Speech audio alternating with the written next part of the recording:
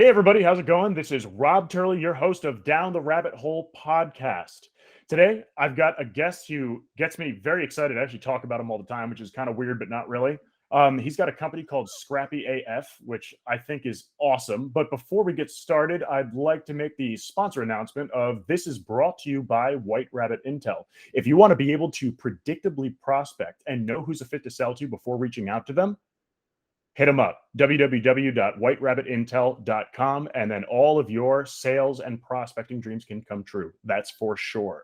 Now, today, his name is Colt Briner. Oh, I said that a lot like wow. Yeah, wow, that was Jesus Christ. Can I sample that? I want to sample that. That was hot. Yeah, it was. Well, I have Colt Briner on the call today. And I'm very excited to have him here because his energy is great. He's a creative person like I am in a very weird, different way, which makes it even better. And the weird is what makes all creatives get along quite well with one another. And it's what creates the rift between the analyticals, except this guy right here who's talking and won't shut up, named Rob, is an analytical creative. So it's like the ultimate juxtaposition of nonsense. Now, Colt, please, I'd love for you to kind of take off with, why are you who you are today? I am who I am today because I've been in a number of startup companies that, basically didn't have any budget, and we needed to figure out how to grow in a super scrappy way, breaking the rules, bringing a lot of creativity, proven strategies, and competing against businesses that had super deep pockets. So how do you win? You get really creative. You do things that they can't do. And you show them that without spending a fraction of what they're spending, you can outpace them in the marketplace. Yeah. A digital ad campaign doesn't have to cost $1.2 billion. No way. It just has to be fun fact. Super creative and well executed. Yeah, it's incredible stuff. Scrappy AF. I remember AF was a thing. Holy shit. I think I was in college or high school or something. It's like, yeah. Kind of like playing off of like the Supreme logo. Oh, yeah, that's correct. Yes, it is a similar logo. Yeah. Oh, which means that you're using Futura medium oblique. Damn, son. How do you know that?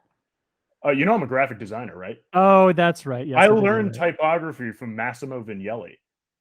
Oh, damn. All right. Yeah. The Da Vinci of typography. Oh, anybody who doesn't know Massimo Vignelli, little fun fact, a little design history fact for everybody. He's a guy who did all the wayfinding systems for the New York City subway and the redo of those systems for the New York City subway. And he is the original creator of the brand and corporate identity of Vogue magazine.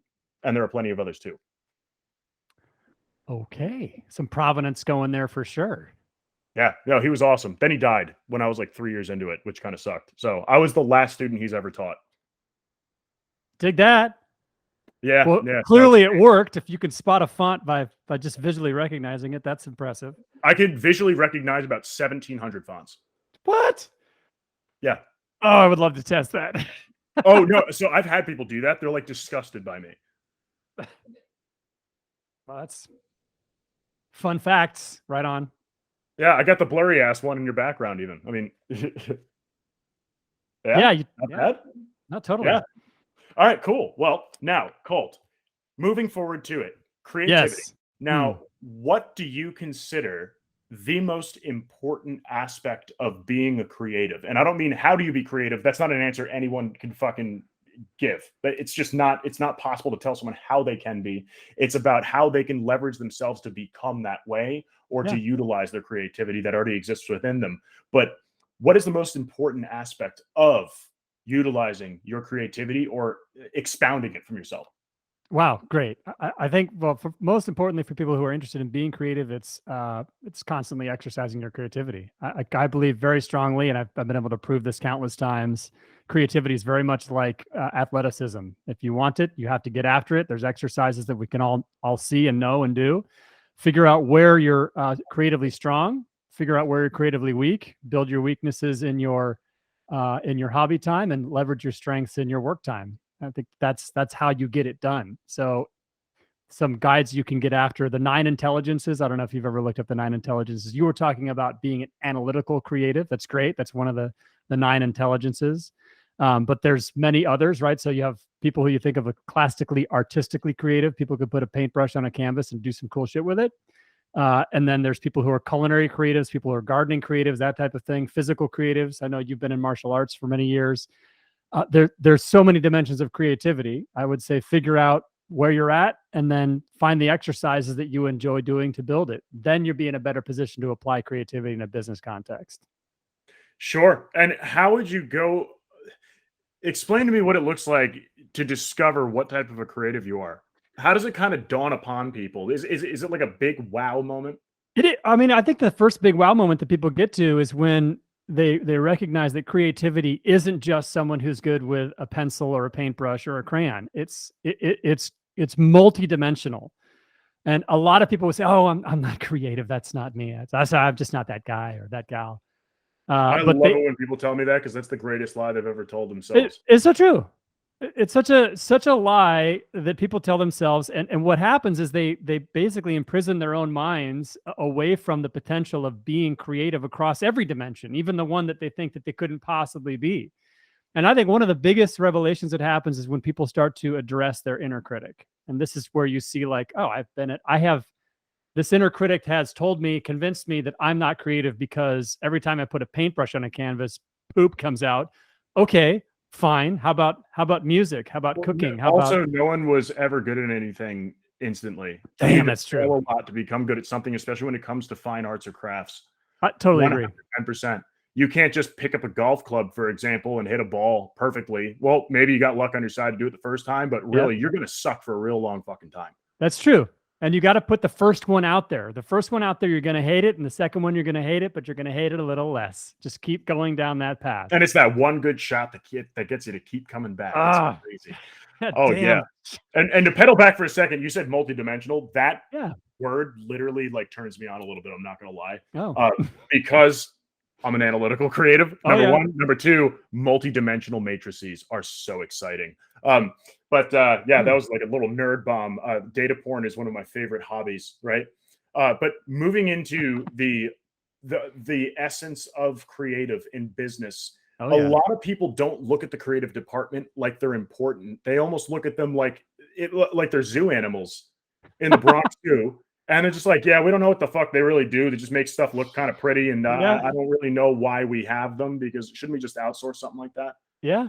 Well, so I think that the first issue is that people believe there's a creative department, and that is so common. That is so common, right? It's like the people who handle internal communications, external communications, marketing. These are sort of, those are the creatives. But I mean, if you really think about where creativity can apply in business, you have it in product development, you have it in waste management, you have it in market positioning, you've got it in your retail displays, how you contract and structure your deals, how you recruit, what kind of compensation packages everything that you're going to do in business is going to require creativity. And I think that you've got maybe one or two other things like emotional intelligence and interpersonal communication plus creativity are the three personal capacities that touch every area of business. And I personally think creativity is probably number one among them.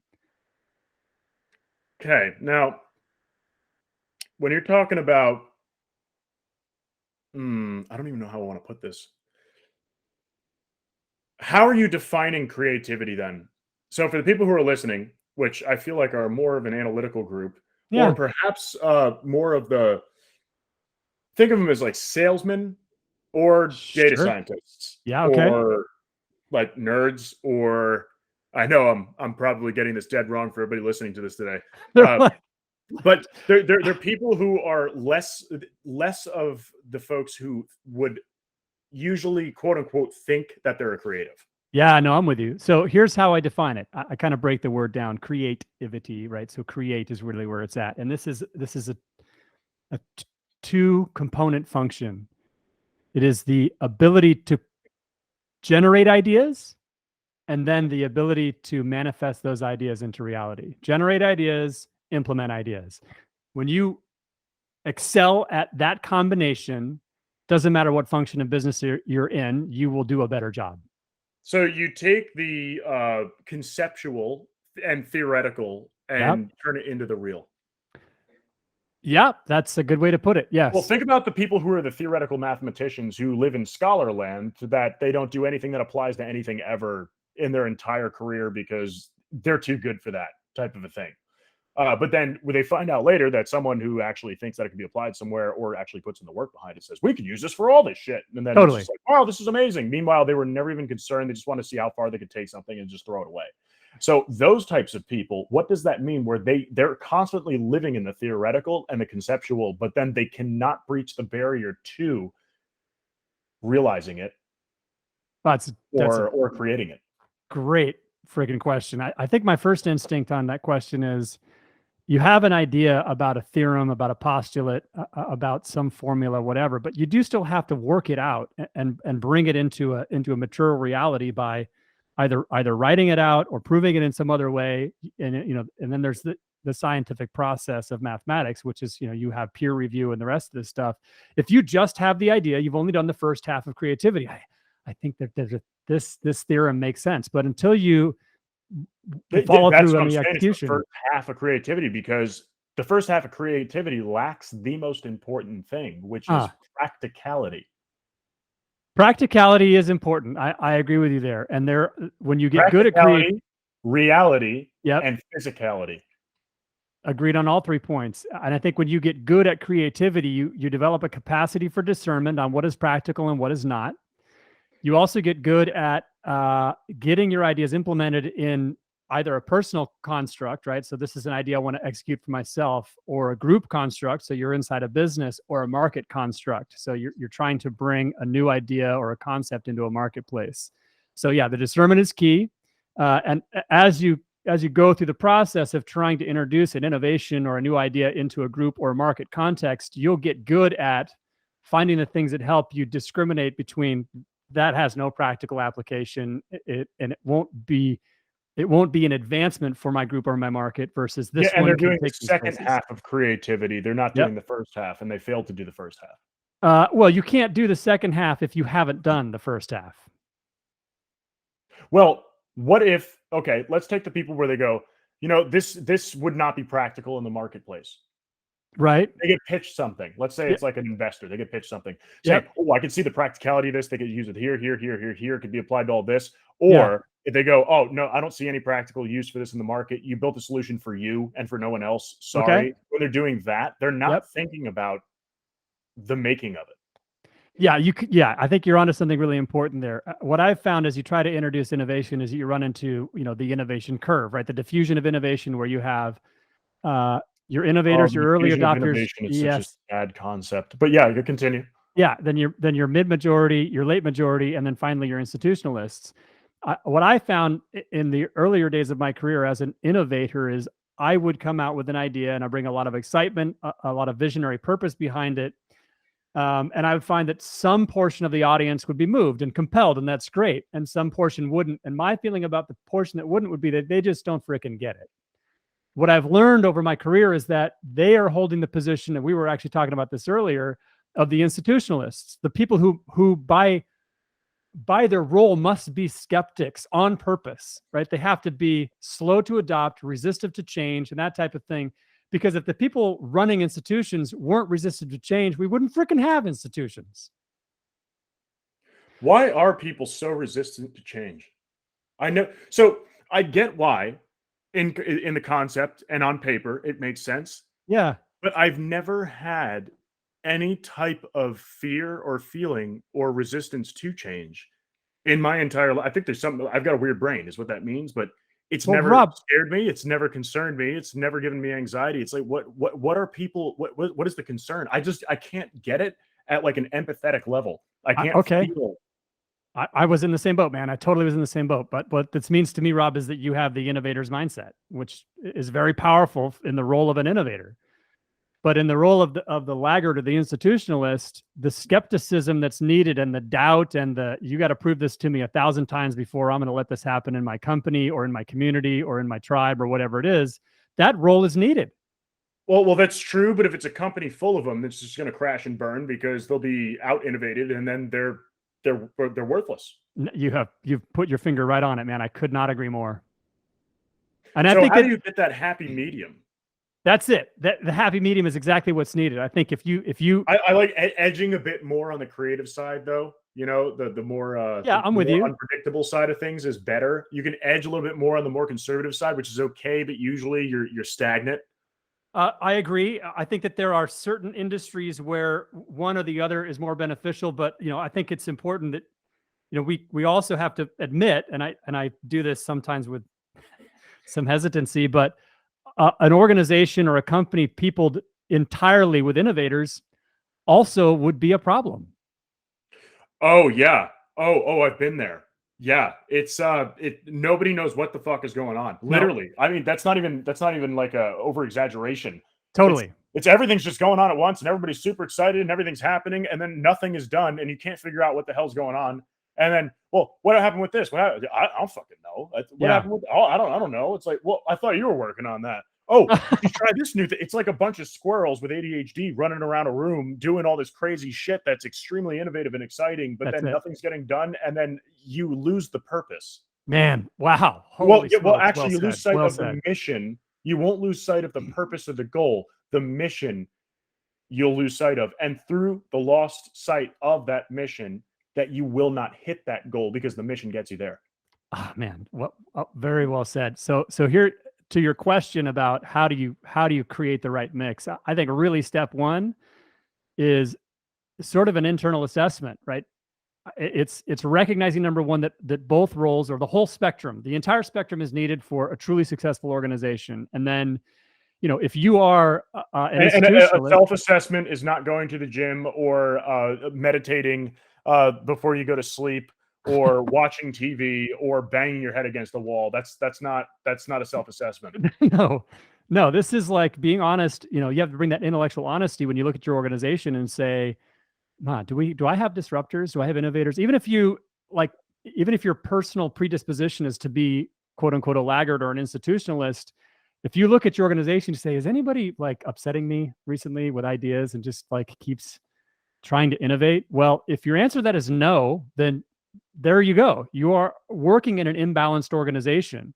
And if you are as a group of innovators and you were just saying this is the squirrels who don't know what the hell they're doing, do we have any people who really are playing the skeptic, the no role, the let's slow down and let's prove it? And is anybody else doing this that's made it work? That role is also critical. So whether you're on one side of the spectrum or the other, if you don't see your opposite present in your organization, get to work on solving that problem.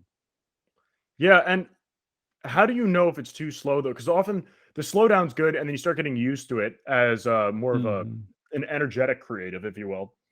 Uh, and you get slowed down, you're okay with it. It's yielded good results so far because it got you into a place where you needed to be, and it kept you moving. But when it's time to move again fast, Yeah. and you have the laggards or the people who are more the institutionals, right? Yep. They start pulling everything back, and then you're not able to get past or break through the glass ceiling, which you desperately need to, because they've gotten comfortable at telling you no. Yeah. So that the power of your creativity and your driving force has been nerfed. Wow. Okay. Again, great statement here. So here's what I think about this.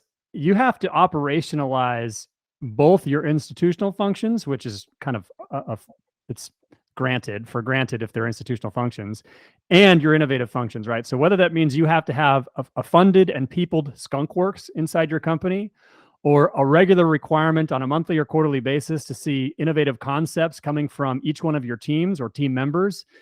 However it is that you want to structure it, it does require structure, and that could sound antithetical to the idea of innovation. But unless you do, exactly what you were saying is going to happen will happen, right? You will default to one end of the spectrum or the other. Yeah, been there, done that, right? Totally. I'm sure you have as well. I absolutely have. And I'm sure a lot of people listening here have also gone through that if you're an entrepreneur, 100%, or if you're someone who is high up in a company, or if you've ever worked in a startup. Yeah, and I'll tell you what, I actually, as I've grown with organizations, as I've been with organizations that have grown, I've become good at spotting when this organization is making the shift now to big company, right? Where you're going to see a little bit more rigor, a little bit. We need to systematize everything. We need to implement an enterprise operating system, aka an EOS, and we need to operationalize everything so it's robotic and so that it works the exact same way like clockwork, and therefore innovation is dead. We only buy our innovation. Okay, well, I think you do need some clockwork while you're innovating, but where I really see it happening, systems, and you need systems of those systems, and those Yeah, systems in place where they can be malleable, they can be adjusted, they're right? flexible, Yes, they're I'm with you. moldable, they're modular, right? Yes, That's what's missing, is that people try to build it out of steel and concrete, and that shit ain't gonna work. I'm with you. And the other thing that I see happening when organizations grow is that there really becomes a shift in their risk tolerance, right? What they're willing to put out there, how they're willing to express, right? So, you know, a podcast like this one where it's like we're really just in it, man. We're connecting, we're having the conversation, we're swearing if we need to, we're getting real about this. You know, so like you could see this. Joe Rogan is a good example of one that's gone big, but you know, try to get this sponsored by a large company when we're using language and being pretty blunt about our opinions.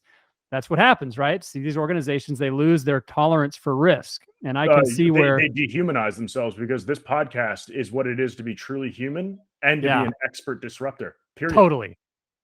If it ever started going the other direction, I already told someone who's not a part of my company or my day-to-day life, that they can hack it and delete it. Done. Totally. They have my permission. If it ever starts going down that route of dry, institutionalized bullshit, then get rid of it. It's no good to me anymore. Yeah, I'm with you, man. Totally with you. For sure. And so, have you worked with some of the companies that you've been growing with, let's say, and I'm going to say what you said, that you said, no, I've watched them grow, or we're with them when they grew. No, you grew with them. Of course. You're always totally. growing. So yeah, you grew with them. So I like what you first said better. Now, moving into that is that when you're growing with the companies that you're working with, that are moving more toward a larger company, that are starting to implement these enterprise operating systems and these systems of systems into their business. What type of role do you play in the process? Number one, and number two, two-part question, two prongs, is how has it either given you more power, or has totally subsided your power? Holy smoke. Wow, that question is fucking rad. Damn it. Rob, give me 1 second. Somebody's knocking on my door. I got to make these people go away. I apologize.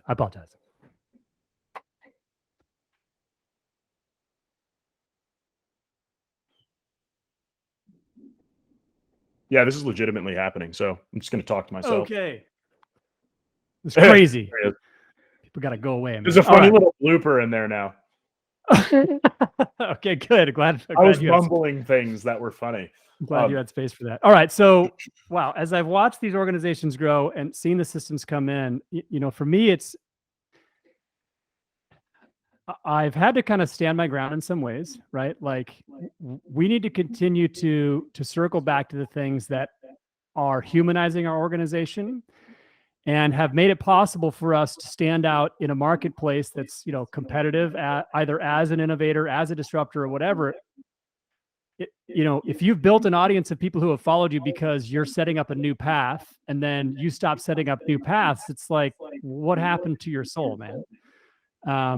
And I, you know, as organizations grow, it does tend to be the case. It's sort of the institutionalist mentality kind of dominates, and it's important, I think, to keep the soul alive. I mean, how many times do you see like where an organization gets big enough and the founder, the originator of the company, gets replaced, no longer CEO, because they need a big boy pants CEO to come in here and run the company? It's like, well, I get it, but let's not lose why we were special in the first place.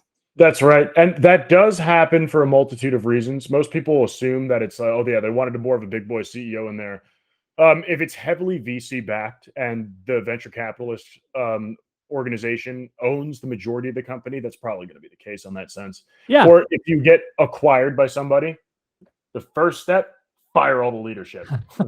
Yeah, right. That's usually what happens. It's not always the best choice to do so, but it's because their cultures don't mix very well. That's actually the reason why they do that. Yeah, I've seen that. And then the other piece of this is that they often fire the CEO because they're not CEO material. Yeah, that's true. The majority of the reason why, when a company's growing, that the CEO either steps down or they're removed because they're not fit to be a CEO. They're fit to be a visionary. Yeah. But they're not fit to be a CEO of a larger organization, period. And that's just the reality behind it, is that they do not have the operational intelligence and process experience to be able to run a company at that magnitude. And that's okay. For example, when we start getting larger, I don't want to be an operational, hyper operational, super serious all the time CEO guy. So we co-CEO it, my partner and I. Yeah. I'm going to be stepping up to the chief visionary officer when the time comes. Right on. And I'm going to step down as CEO. I So get you. it's really just a sidestep, but then it allows me and enables me to do the things that I want to do most, which is follow the vision, drive the vision, find new markets, build new relationships, network strategically, get us through the door anywhere that we need to go, and give a face to the company with a personality behind it that people want to trust, that want to listen to, they get mad as hell at, and that also love to death, where they're not even sure how they feel about it. It's about providing that experience and the knowledge behind why and what you're working toward. So I didn't mean to take up such a large segment on that. No, I'm totally with you. And what you've pointed out is exactly what would happen, right? If you have an innovator, right? Somebody who started a company, they're an innovator by kind of personality. Innovator. And what's needed as the company grows is more of an institutionalist. So, by personality, it does make sense that would be why that shift takes place. Right, but then there should always be the people who are not the institutionalists, people more like us, that are whispering in the ear of the institutionalist person at all times. So you don't want to remove that person from the company. Just like I would do is sidestep, and then be that little birdie in their ear. Be that person that's whispering in the ear. We should be doing this. We should be doing that. And then it's to ensure that they're not grounding themselves entirely. You need to be somewhere in the float space. You want your tiptoes to be touching the floor, but otherwise you want to be floating a bit. I'm with you, man. I'm totally with you. I would love to see, like, if you had a visionary CEO that started a company and then, they grow to the point where they need more of a structured situation. We'll put that person in charge of your skunk works, right? I mean, wow, what a thrill for that person, number one. And two, what a great use of that talent for the business, number two. Yeah, no, you're right. You're right. And so out of these companies that are creative, I see companies outperform or outsell blue chip, by the way, that's a saying for IBM or Intel. So blue chip solutions, everything's always blue in their totally. And it's because of the psychological theory behind it, is that it makes you feel safe, it makes you feel like you're consistent, trustworthy, blah blah blah blah blah. This is color theory nonsense. Totally. But the point is that these blue chip solutions, I call it blue chip disease because they're allergic to anything innovative or creative, is that it causes a problem with a lot of these small businesses saying we can't compete with them. No, you're not there to compete with them. You're there to out-wow them, because what you have to offer is hell of a lot more creative. And I see them outsell them all the time, out-creative them all the time. Some of the best work I've ever seen comes from companies that are between 50 to 500 people. Sitting in seats in that company. Some of the most innovative stuff comes out of those types of labs. Those types Absolutely. Of They cook up the craziest shit you've ever seen in your life because they have to in order to compete with someone who is someone who you cannot compete with. Right. So that's the power behind that. Now, if you take that beautiful, beautiful, just chaotic mix of shit that gets you there, and makes it all happen, and all the people who are making it happen, and how they act, how they do, how they execute, all that stuff, and you apply that to an enterprise company, if they were to shift their business, where it still has all these operational processes and the red tape that they love so much for whatever fucking reason, I don't know, probably legal purposes, but taking all of that and applying it directly, like injecting them with that creativity and with that process, with that innovative approach, what would that look? That'd be unstoppable.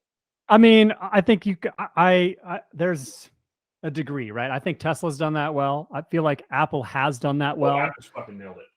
Yeah. I think that there are companies out there that you can point to that have managed to stay innovative in a meaningful way while also growing to, blue chip size.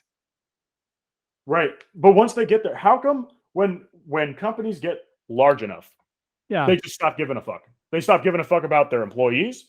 They stop giving a fuck about their customers. They stop giving a fuck about churn because, we can always get more. They stop giving a fuck about renewals, where they just expect that you'll renew because you're good enough. You're not actually treating the client really well and pretty much, bending over backward to have them renew. It's like, no, it's because the product's good enough. It's like, well, you should be delivering wow at every turn. That's one of my company's core values, for example. Yeah. Why does that all fade?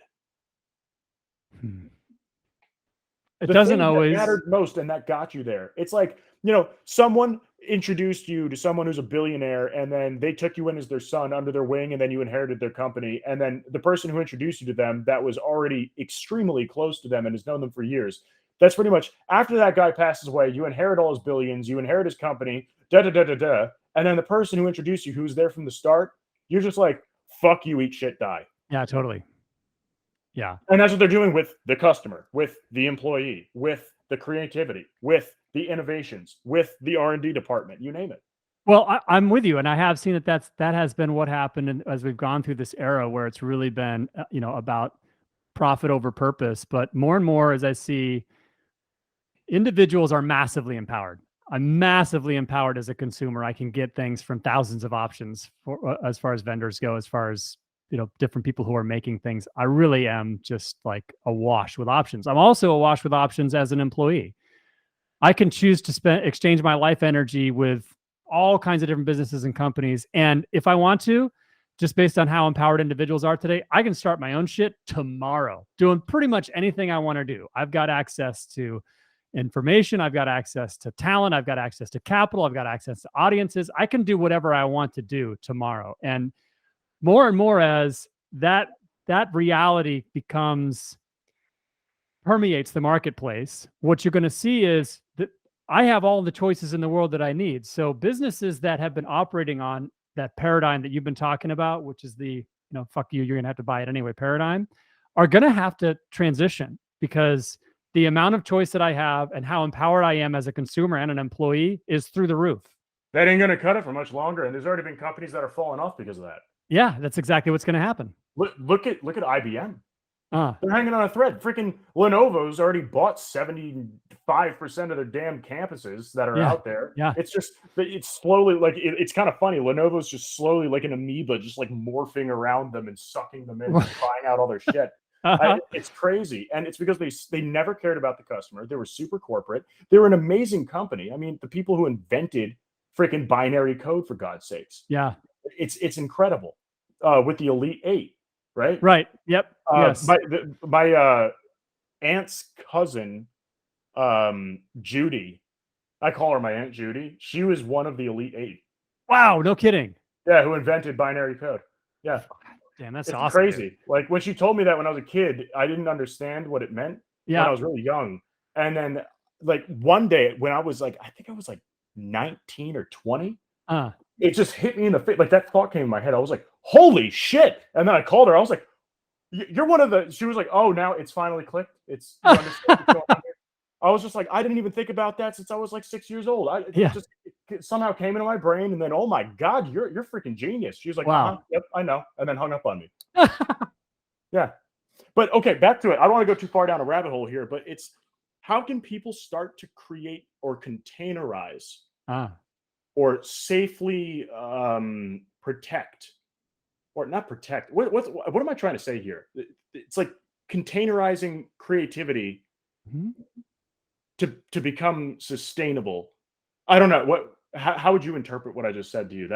Well, so you want to operationalize it so that it's a part of your business and it serves the aims of the business. I think there's two answers to that question. One is that the aims of your business has to be clear, right? Is it purpose driven, and have you operationalized that purpose so that within the organization, every job role understands how its function rolls up to the purpose of the company. If that's your foundation, you're heading down the right path. The second thing is, if you have empowered your staff with creativity, right? You have invested in expanding the creative capabilities of your staff so that as they act in their job role, they're able to move that purpose forward. You will be winning in the 2020s. And for all the listeners, that does not mean you give them like creativity assessments or like creative projects or like some creative, like that like really gross creative stuff where it's like, oh, I'm a creative type of it. None of that. Nope. There are ways to do it without that. And maybe a good start could potentially be like a psychological assessment to understand what type of person you are in the first place. It can be. I mean, usually people are pretty capable of self-identifying. I mean, I would say if you go and download the 9 intelligences like list, you'd be able to say, oh, I guess I am. Would you be able to verbally say the link for that? That's all over the place. There's if you just Google it, 9 intelligences, you'll see the list. So the intelligence are logical, mathematical, which you've already claimed as one of yours. I totally agree that that's true for you. Then you've got musical and rhythmic, naturalist, visual, interpersonal, verbal, bodily, kinesthetic, which is clearly also one of yours, interpersonal, and then existential. Look at the list, read the descriptions, and then allow it to sink in. Yeah, You're fucking I've got creative. 5 out of 9 personally. Great. And then but yourself, a lot of, how many do you have? I mean, you have 9 out of 9. It's just a question of how much in each Well, in as each far area. as strengths go, like ones that you recognize as a strength. I would say 1, 2, 3, 4. 4. I'd put a hand up and say comfortably, I'm nailing it on these 4. For sure. Which 4? Existential, interpersonal, verbal, linguistic, and interpersonal. Got you. Interpersonal, that's where I fail big time.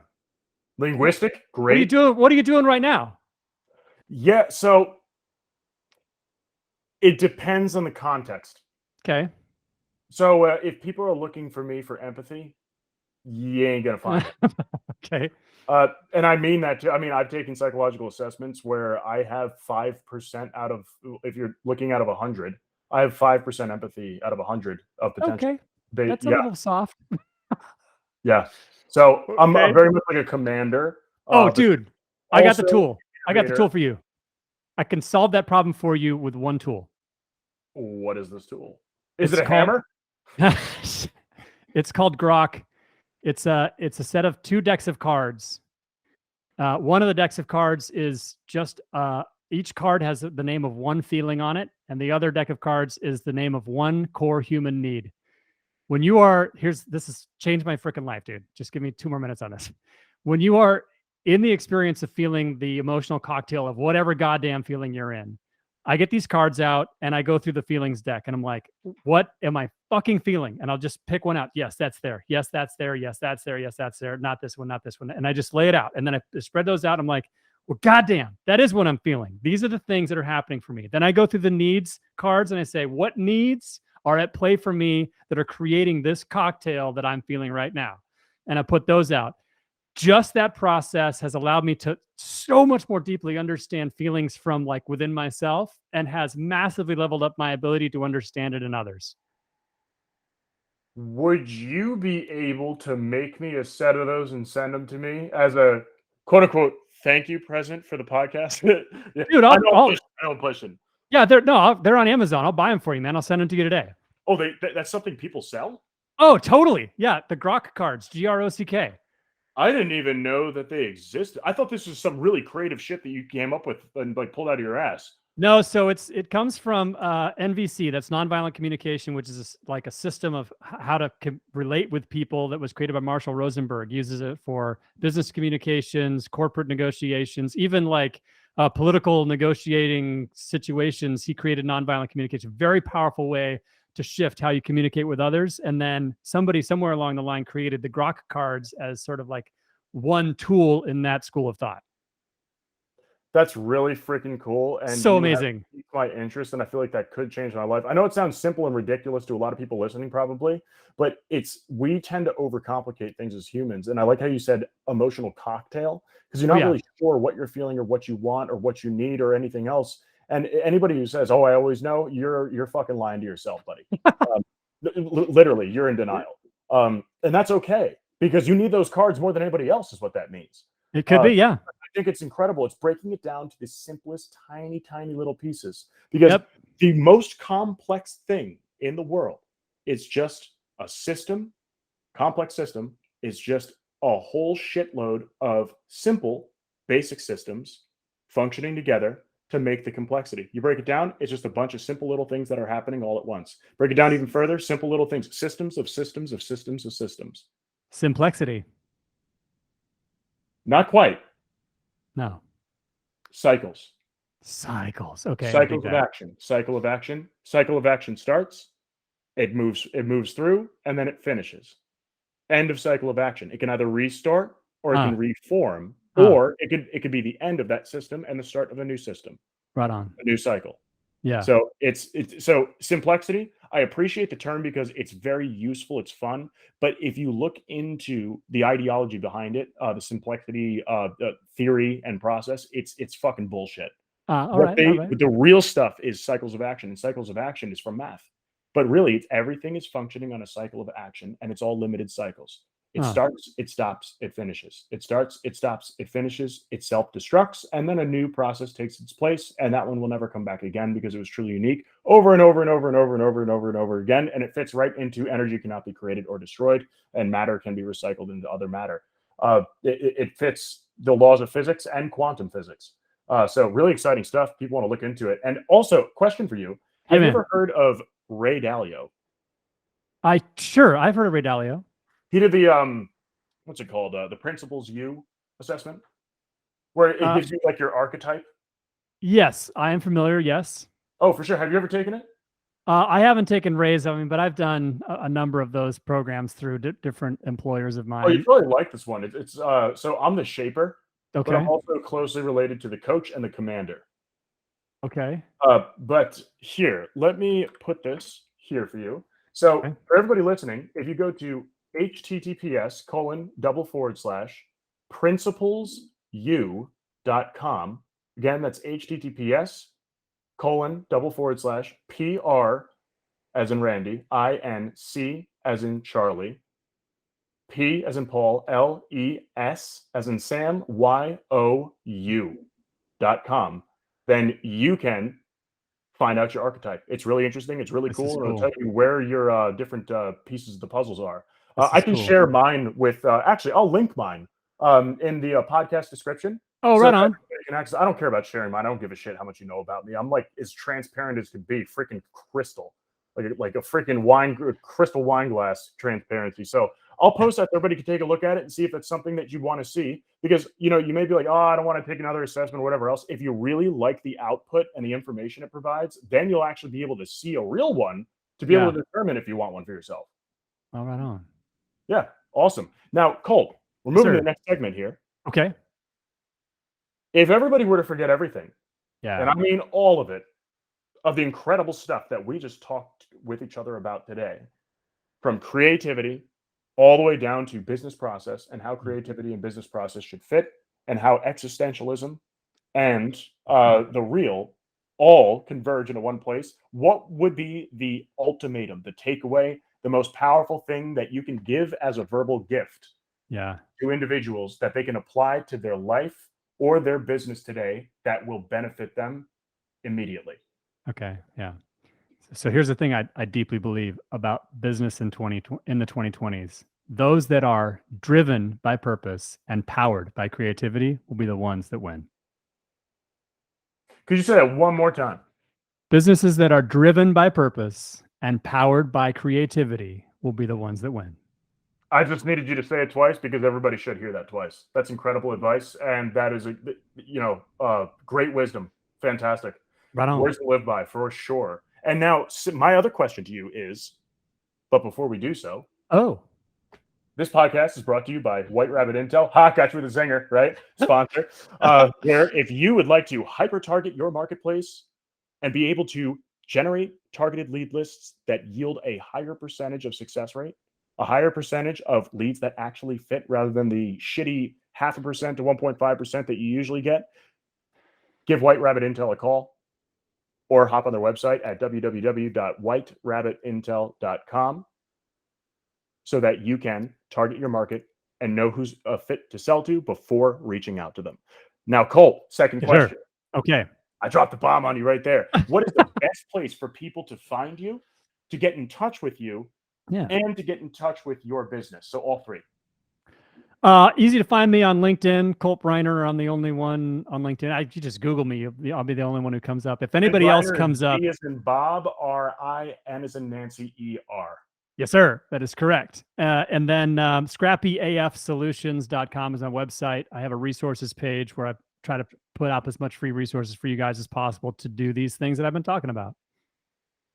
Awesome. And do you have anything exciting coming up with your business? Anything that you'd like to talk about or give a little blurb for everybody to get excited about? Well, man, I appreciate you asking that. We've actually started doing business workshops to help businesses level up their teams with creativity and how to convert to becoming purpose driven. I'm heading down to Cabo at the end of the month to do a leadership retreat with a team to do exactly that. And now this is an area of business that I'm super excited to continue with. Cabo, hell yeah, that's super exciting. Oh yeah. Question. Oh. Would I ever be able to co-host one of those with you? Oh, I would imagine there's a way to do that. That would be epic, because us two together in a room with a business to try to reignite the creativity and I guess revitalize the vision. We freaking nail it, man. Yeah, buddy. Like, that would be a hell of a tag team. Hey, anybody listening to this right now, if they want that, literally contact me. Okay? Yeah. Contact me or contact Colt. Yeah. And just say, I want to talk about the thing that you talked about with the creativity stuff over the podcast. Literally make that your subject line. You can just put freaking just gibberish in the body. It doesn't matter. If you say that exact damn subject line, and no, you do not have to adhere to that. I just think it'd be really funny if someone sent me that exact thing. But if you do that, oh my God, we will be so excited, and we will get back to you as soon as possible. And perhaps we can travel somewhere freaking awesome as well. We can even just travel to your house and completely just freaking shatter every paradigm you've ever had in your life. It'll be a lot of fun. It'll be like breaking dishes. Yes. Super exciting. Super exciting. Colt, thank you so much again. You were awesome. Rob, thank you. This has been a pleasure, man. I really appreciate you having me on the show. For sure. And again, please just honestly hit up the team at whiterabbitintel.com if you want something like that, and then I'll forward you the message. We'll get a whole thing going on this. Just anybody who reaches out, we can make it happen, and that'll be the first one. So you'll be the test dummy. And in that case, you get a serious discount for being the test dummy. If it works out great, then you won. You won the jackpot. If it doesn't work out that great, you still won, because it's going to be well worth it in the first place, right? If you enjoyed this episode, follow Down the Rabbit Hole podcast for new episodes weekly on Podbean, Spotify, Apple Podcasts, Google Podcasts, Amazon Music, Pandora, and YouTube. If you'd like to apply to be featured on the podcast or recommend a featured guest, please feel free to email us at theteam@whiterabbitintel.com.